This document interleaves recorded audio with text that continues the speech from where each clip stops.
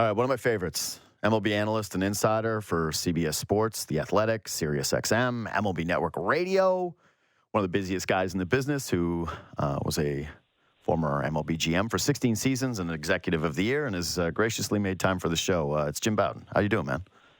I'm doing great. Great to be back with you, JD. Yeah, always great to get to pick your brain, man. I'm excited for today because, we're, I think, 5 or 6 days out from the winter meetings. And, things are starting to heat up a little bit on the old rumor mill. So I got to start with the big fish, right, which is Juan Soto, because there seems to be a lot of buzz right now that this thing gets wrapped up shortly, sometime either maybe during or after the winter meetings. Is that your read on the situation? Do we see this one done over the next couple of weeks, or does this drag out? Yeah. No, I don't think it's going to drag out. Every indication that I'm getting is that, the Boras Corporation is pushing teams to get their final offers up there. And every time they give a final offer, you got to do a little bit more, as you know, the process. But I think the Boras Corporation has this time to try to make a big splash at the winter meeting. So I'm going to be surprised, to be honest with you, if the announcement isn't made by the time we leave the Anatole Hilton Hotel in Dallas. I think this timeline has been designed well by the Boras Corporation to kind of culminate either at the very beginning of the winter meetings or right in the middle of it on Monday or Tuesday. But I think we're heading down that direction. I think that the New York teams and Toronto and Boston clearly understand the area that you have to go to, and I think it's going to be fascinating to see how this thing finishes up. Well, is your understanding still with him that it is going to be just as simple as the highest bidder? No, that's not the indication, actually, that I have. I will say this. Boras Corporation will always recommend to their clients, and always have, take the most money in the most years. That being said, the Boras Corporation also understands that they like to put players where they want to be. So, for an example, if the New York Mets or the Toronto Blue Jays are the highest bidder, but Juan Soto decides he wants to be a Yankee, Scott will do the best he can to go back to the Yankees and say, look, if you match this or beat this, he will sign right now. And that's normally how the deals kind of end. And I think, and he didn't have Yoshinobu Yamamoto, but if you remember how that played out a year ago, the New York Mets had the biggest offer on the table. They had the offer on the table, and they were blowing everybody out of the water, Steve Cohen, the owner. And then Yamamoto made it very clear to his agency that I want to be a Dodger. And so they went back to the Dodgers and said, look, if you match this, you got him. And they matched it. And that's kind of how it ends with these guys. And someone like Soto, I'm going to be surprised if it doesn't have a 6 in front of it. Now, I don't know if everyone's going to put a 6 in front of it. I don't know that. But if, let's just say the Blue Jays have the highest offer on the table, I'm thinking that Juan Soto is going to go to the team where he is, A, most comfortable, and B, where he can win multiple championships. And I think he's going to end up in New York. I thought that from the beginning. I think he's a New York kind of guy. So I think it's Mets or Yankees, but you never know. Again, because of Scott Boras' history and because Juan Soto has always drank the Boras Kool-Aid, if someone comes out of nowhere and offers a number that's significantly more than anyone else, he could end up anywhere. Yeah. Oh my God. Well, he certainly drank the Boras Kool-Aid perfectly, because not since Garrett Cole's free agency did I see one of the Boras guys go in front of the media right after he was done his season. And when they asked him to get sentimental about New York, what it means to be a Yankee, the guy was like, oh, anybody. Like anybody. I'll be happy anywhere. I went, wow, this guy has been. I like all 30 teams. Yeah, I like all 30 teams. I loved it. Playing in Sacramento, Tampa. Yeah, let's do that. I thought I'll play in a minor league park. Yeah. This guy got the message. They went through it with real training, and he did not mess it up. He did not have a misstep in that moment. Right. Boras was very thrilled with that answer. So reading into what you just said there, my thought would be, even if the Blue Jays come over the top with the highest offer, which some people believe could end up being the case, right? How else do you even get in it? Because you're not going to be more competitive at this point in terms of what you can show than the other groups that they're in the mix with. It's that, ultimately a team like the Mets or the Yankees could just come over the top and then match that Blue Jays offer. That while they might have the highest currently, ultimately, do you think that Cohen or the Yankees, for that matter, would essentially match those numbers that start with the 6? I do. Yeah. I do. I don't think Steve Cohen of the Mets is going to be outbid by anybody. Hal Steinbrenner, I think, could be. He may try to do it a different way with a higher average annual value, or he may give more opt-outs, or he may find a creative way to make it luring for him. I don't see a pathway. I didn't with Ohtani, and I don't with Soto. I really don't see a pathway with Toronto. I think one of the issues that Toronto has is their major league roster is not competitive with the other teams they're bidding against. Their farm system is not competitive with the other teams they're fighting against. Everyone wants to win, right? And so, I think even if the Blue Jays threw a 700 at him and his next best offer was 660, I think he'd take the 660 and go to a place where he feels he can win, because he wants to win. He's been in 2 World Series with 2 different teams. He wants to keep going back and back and back. And I think if there was a sleeper outside of New York to grab him, it would either be Philadelphia or the Dodgers. I just don't see it working for Toronto. And by the way, if I'm Toronto, as much work as I have to do to get back to where I want to be, why would I put $600 million on Juan Soto? Why wouldn't I spread it around and go get Christian Walker and Alex Bregman and Santander and get 3 guys for $600 million? Well, this has always been the question. Go get Freed. To me, Soto fits on a team where you're that piece that can put you to the World Series, right? He can be that difference-making guy. But when you're Toronto, you have way more needs than one. You go get one superstar, what's that going to do? You're going to put him in between Guerrero and Bichette for a year, and then what? Who's he going to play with? What's this long-term plan? Part of the reason the first week they didn't take offers is he wanted the owners and the presidents and GMs to have the opportunity to sell their franchise, their farm system, their major league team, their vision of how they're going to win championships. How do you do that if you're Toronto right now? Yeah, I think that the only way that you could actually make that case is if you said, hey, we're not just going to spend the $600 million on you. We're going to also try to get in on some other free agents right now, which is not possible. Like, it's just not – they're not going to suddenly morph into the Dodgers. They're not going to be getting players to take deferred money and spending and outspending every one of their competitors, and especially the Coens and the Yankees and the Dodgers on the rest of these guys. So I'm with you.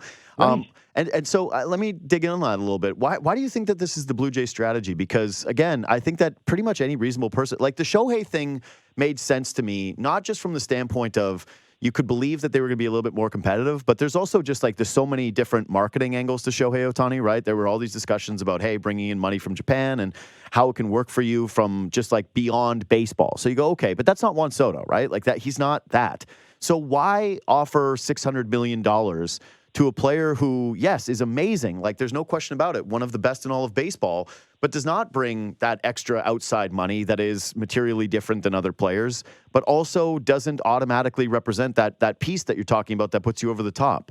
Why this strategy? Yeah, great point. But I will say that's not their lone strategy, because honestly, Sure. I have been told from everybody that, Roz Atkins and the Blue Jays are everywhere. Everywhere in the free agent market, and not limited to bats. They're in on the starting pitching market, the bullpen market, the position player market, and they've talked to many teams on trades as well. They're being extremely aggressive. Now, how that turns in terms of results, I don't know. But I had 2 GMs tell me it's the most aggressive and active they've seen the Blue Jays in the last several years. So, what does that mean? Time will tell. I'm a results-oriented guy. Look, I did the job for 16 years, and 99% of every deal I worked on never went to fruition.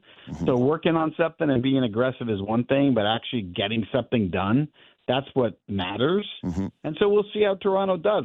Look, it's going to be challenging, though.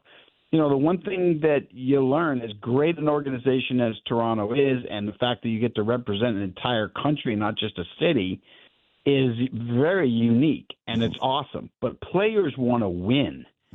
And when the dollars end up being pretty similar from all the clubs, because we have this area, if it's equal, you have a tax disadvantage in Toronto, and you're not as competitive as some of the other cities that you're competing with these free agents on. That makes it really friggin' hard. It does. So it's not going to be easy, and that's why if you're Toronto, you can't sit there and put all your eggs in Juan Soto, or even your eggs all in Corbin Burns or Max Fried or Anthony Santander or Alonso or any of them. You got to be in on all of them and hope you can get some of them. Yeah, so there's a couple things to that. One, part of the reason that they have to be everywhere is because they have holes everywhere as well, right? Like they've got really no bullpen. They just walked away from their closer because he doesn't have an elbow anymore. They don't have power hitting year over year over year, so they're dying for that. And yeah, they're starting pitching, like the rotation has aged and was not among the premier in all of baseball last season. Really, the only thing that they're great at is fielding. Like their defense is still of high caliber, but outside of that, yeah, they should be exploring everywhere and doing everything. So yeah, to me though, the real curiosity is not, hey, are they trying to go out and get everybody? Or are they, inquiring? Are they being aggressive? That is great. They kind of have to be. It's more of, do you get the read that they're everywhere with the hopes of landing one of these targets, or that they're everywhere and they're actually entertaining the idea of bringing in a couple of them? Because you just said the thing about spreading the Soto money around. If you look at the budget and where they're at, it doesn't indicate that they would have, the financial flexibility to move into even one of these guys realistically, but far less two of them. Yeah, and I keep hearing that they're after multiple players. Yeah. They understand the holes that they have. Mm-hmm. And the hard part with the defense, and I love pitching and defense more than anybody, but the fact of the matter is you have to stay on top of where the game is today.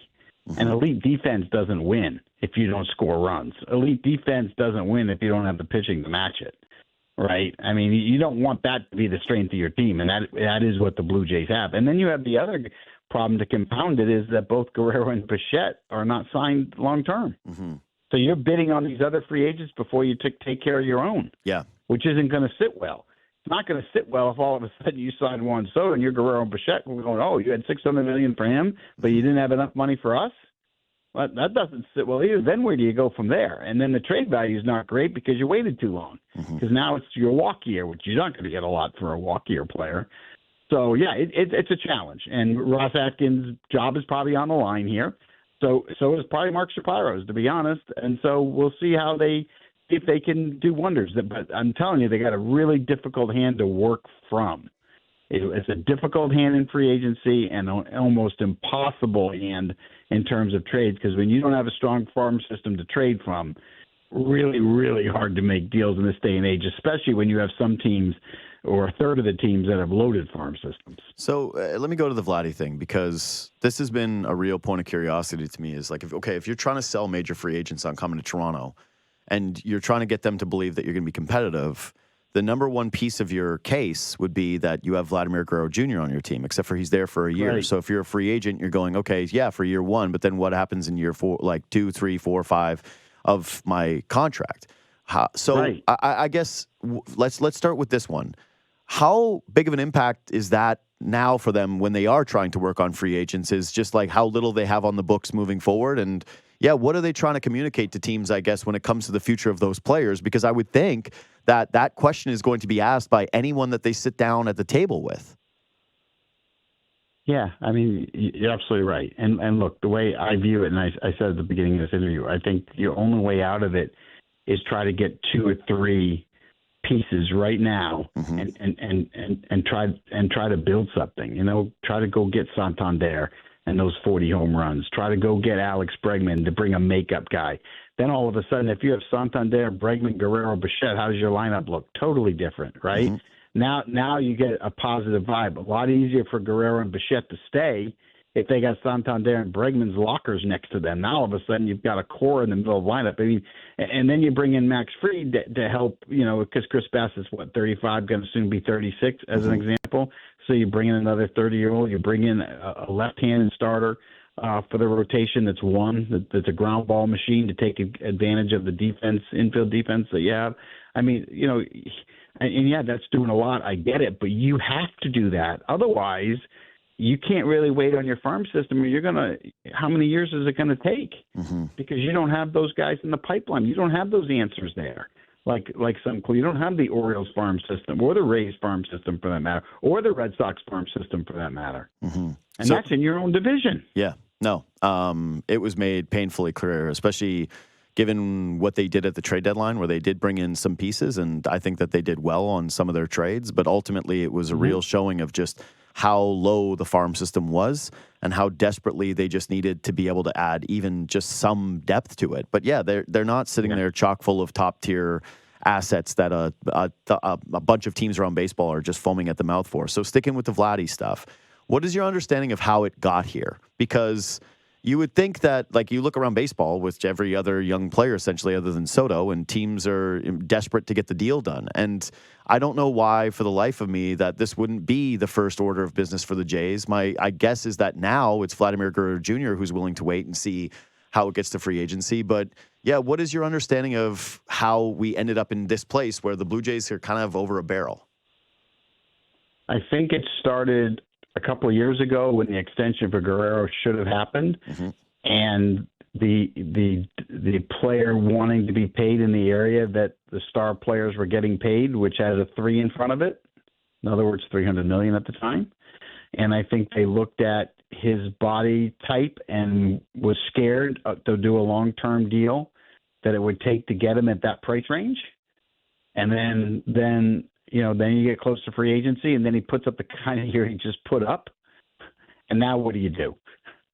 And now the player is at the point where, no, wait a minute, I went 5 years when you didn't take care of me? No, I'm getting out in the open market. I'm going to find out my true value. And then I'm going to see where you are in the standings, and I'll decide. So they lost the leverage. You got to do those long-term deals at like 3 years of service time, right? That's after 3, maybe into your 4th year, but that's when the club still has leverage. Now you have very little leverage. He's coming off one of the best years of his career. He's still only 25 years old, doesn't turn 26 for about 5 months. And so the prime years are here, and he's going to walk into the market with a 30 home run, 100 RBI, impact bat who's improved defensively. It's not gonna be easy at this point. And if you were going to trade him, that's why I said last July, that's when you trade him and Bichette. That's when you do it, and try to get 7 guys for them, or 8, whatever you can do, and take advantage of someone. Getting him would get him for 2 postseasons. Now if you trade him in July, you get him for 1. You're not going to give up much. You might give up a prospect, but you're not going to get a Guerrero type player back.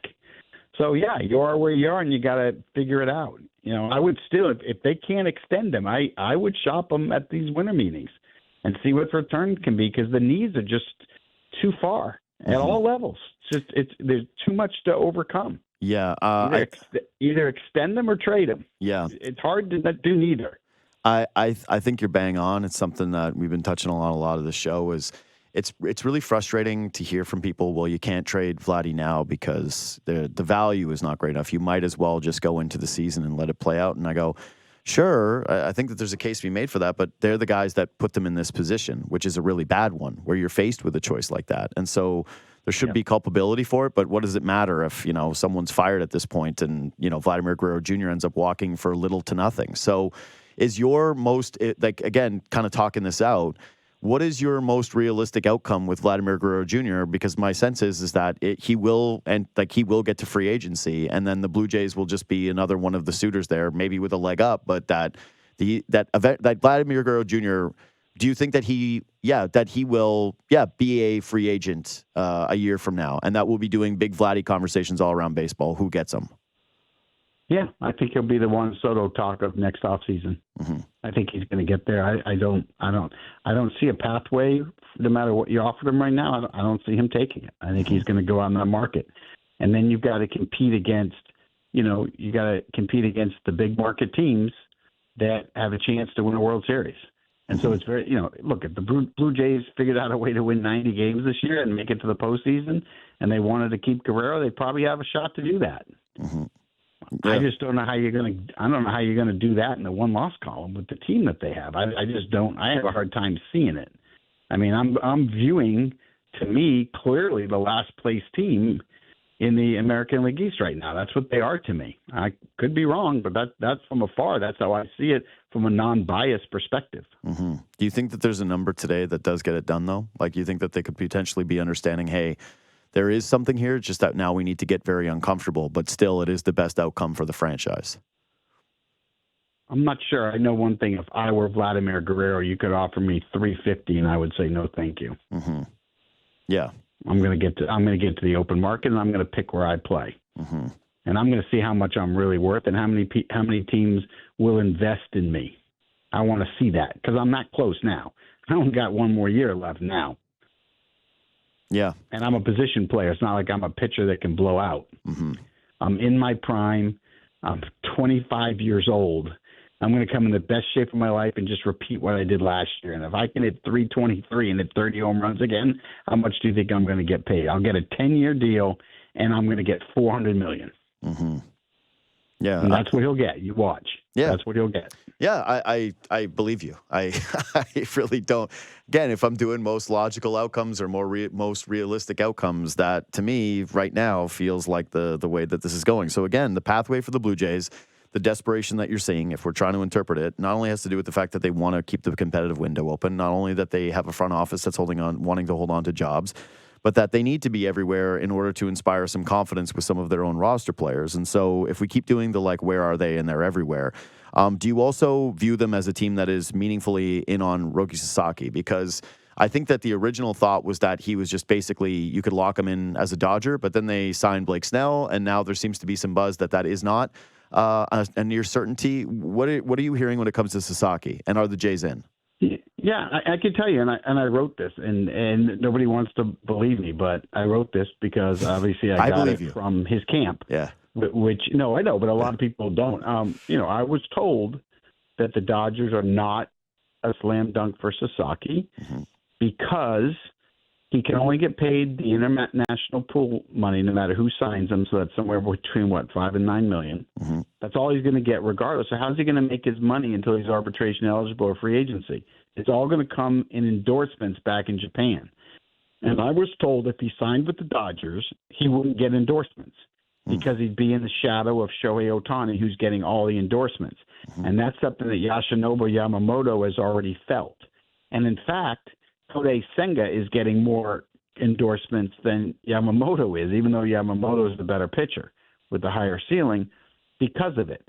So I was told that he would prefer to go to a marketplace where he can be the guy.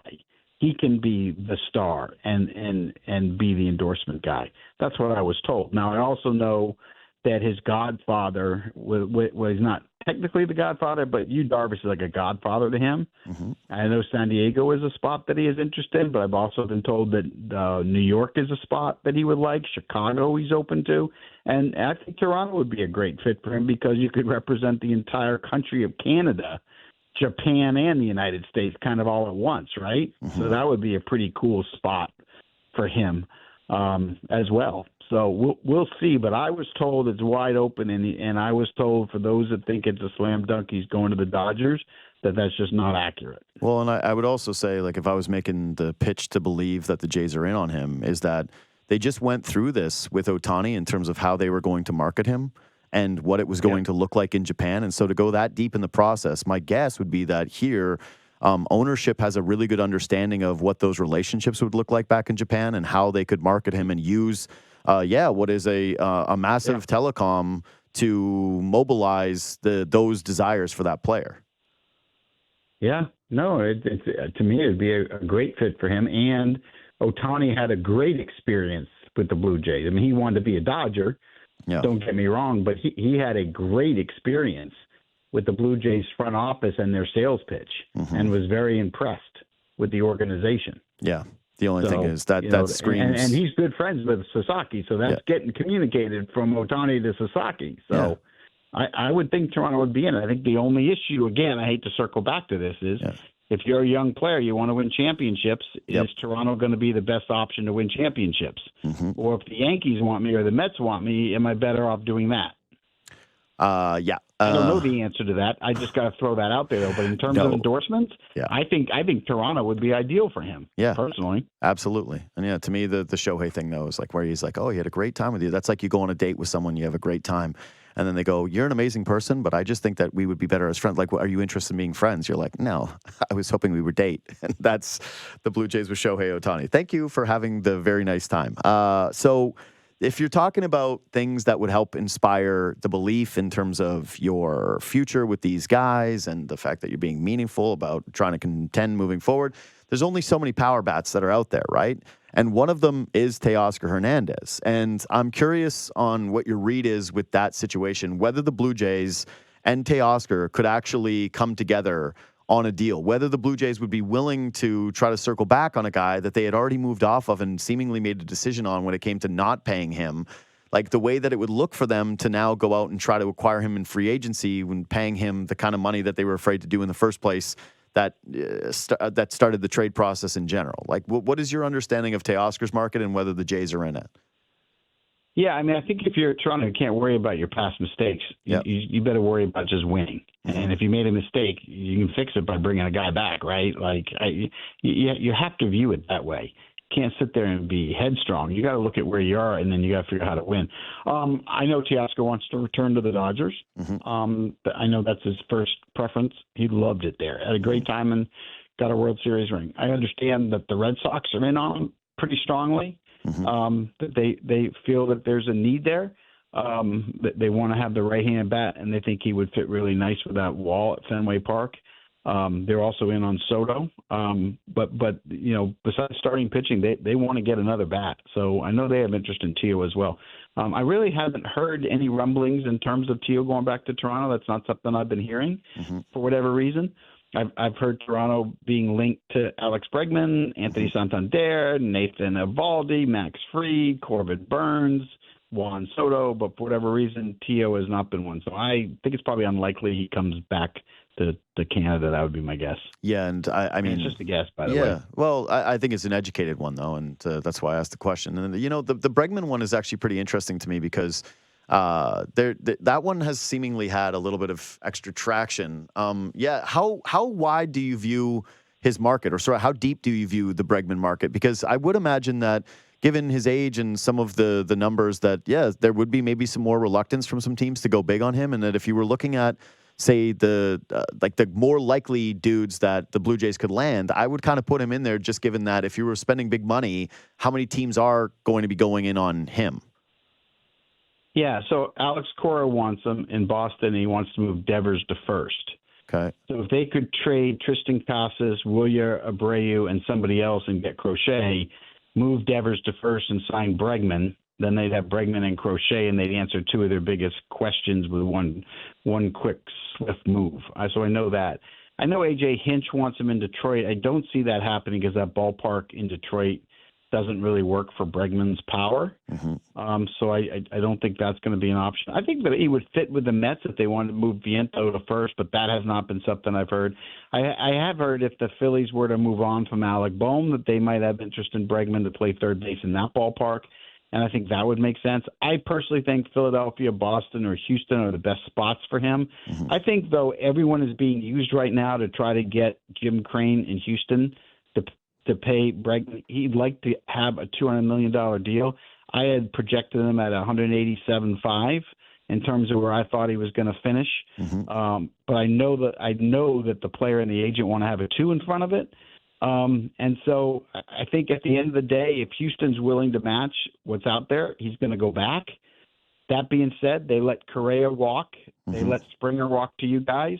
And if someone wants to overpay in years to an extent, Jim Crane will walk again, but he does want to keep him. He appreciates the charity work he does in the city mm-hmm. and what he's meant to the team. They've taken care of Altuve, and Dana Brown's made it clear that Bregman's his priority, even over Kyle Tucker, which doesn't make a lot of sense really because of Tucker's age. But right now, that's their priority. So, yeah, we'll see. We'll see how that plays out. But again, the one thing everyone has to understand that if Toronto gets a free agent, they're going to have to overpay because of where they are in the standings right mm-hmm. now. And because of where their team is and where their farm system is. So if Houston's going to pay 185 for Bregman, for Toronto to get him, it's probably 225. Mm-hmm. You're going to have to separate yourself financially because you can't do it baseball wise, and that's just. I know that doesn't sound fair, but that's just the reality of how it works these days. Yeah, and listen, I think that fans can understand that because even when they were looking things were looking real rosy here. You just go back and look at the Springer contract. He got the extra year from Toronto. Toronto has been a place where you have to generally overpay for free agents, and so. I think that the team should have that understanding, and I think certainly fans do as well. Hey, man, as always, it's such a pleasure to get to pick your brain. I really appreciate the insight that you've given us today and the time that you've taken. And, yeah, safe travels to the winter meetings, and good luck with everything down there.